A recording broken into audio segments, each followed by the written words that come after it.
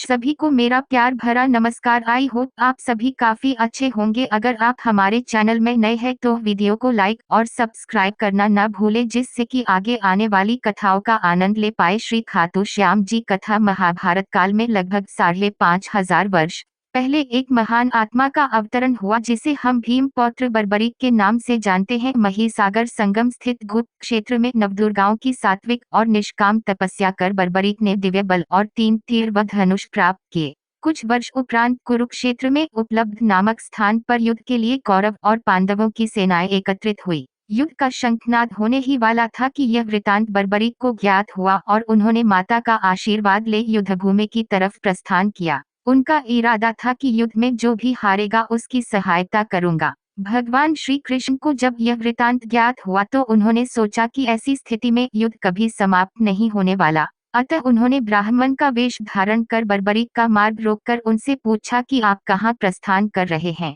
बर्बरीक ने अपना ध्येय बताया कि वह कुरुक्षेत्र जाकर अपना कर्तव्य निर्वाह करेंगे और इस पर ब्राह्मण रूप में श्री कृष्ण ने उन्हें अपना कौशल दिखाने को कहा। बर्बरीक ने एक ही तीर से पेड़ के सभी पत्तों को भेद दिया, सिवाय एक पत्ते के जो श्री कृष्ण ने अपने पैरों के नीचे दबा दिया था। बर्बरीक ने ब्राह्मण रूपी श्री कृष्ण से प्रार्थना की कि वे अपना पैर पत्ते के ऊपर से हटाए, वरन आपका पैर घायल हो सकता है। श्री कृष्ण ने अपना पैर हटा लिया व बर्बरीक से एक वरदान मांगा। बर्बरीक ने कहा, हे यजमान, आप जो चाहे मांग सकते हैं, मैं वचन का पूर्ण पालन करूंगा। ब्राह्मण रूपी श्री कृष्ण ने शीश दान मांगा। यह सुनकर बर्बरीक तनिक भी विचलित नहीं हुए, परंतु उन्होंने श्री कृष्ण को अपने वास्तविक रूप में दर्शन देने की बात की, क्योंकि कोई भी साधारण व्यक्ति यह दान नहीं मांग सकता। तब श्री कृष्ण अपने वास्तविक रूप में प्रकट हुए। उन्होंने महाबली, त्यागी, तपस्वी वीर बर्बरीक का मस्तक रणचंडिका को भेंट करने के लिए मांगा और साथ ही वरदान दिया कि कलयुग में तुम मेरे नाम से जाने जाओगे।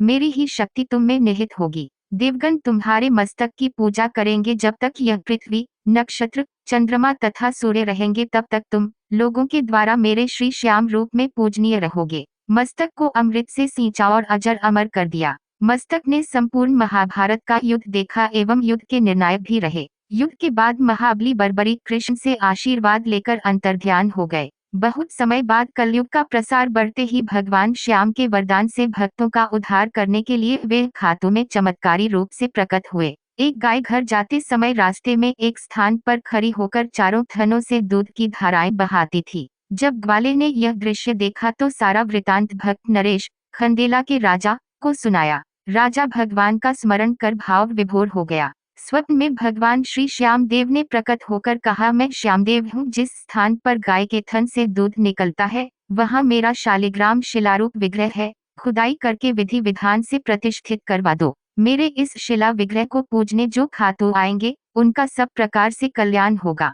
खुदाई से प्राप्त शिलारूप विग्रह को विधिवत शास्त्रों के अनुसार प्रतिष्ठित कराया गया। चौहान राजपूतों में नर्मदार कंवर हुई है, जिन्होंने इस विग्रह को आताइयों के विध्वंस से बचाने हेतु झोपड़े में रखा एवं सेवा पूजा की। औरंगजेब के शासनकाल में पुराने मंदिर का विध्वंस हो गया तथा उसके बाद जहां भगवान श्री श्यामदेव का विग्रह प्रतिष्ठित किया गया वे आज भी विद्यमान है, जहां देश के सभी कोनों से श्याम प्रेमी पूजा अर्चना एवं दर्शनार्थ आते हैं। अब नर्मदा कंवर के खानदान के ही चौहान राजपूत पुजारी हैं। जय श्री श्याम।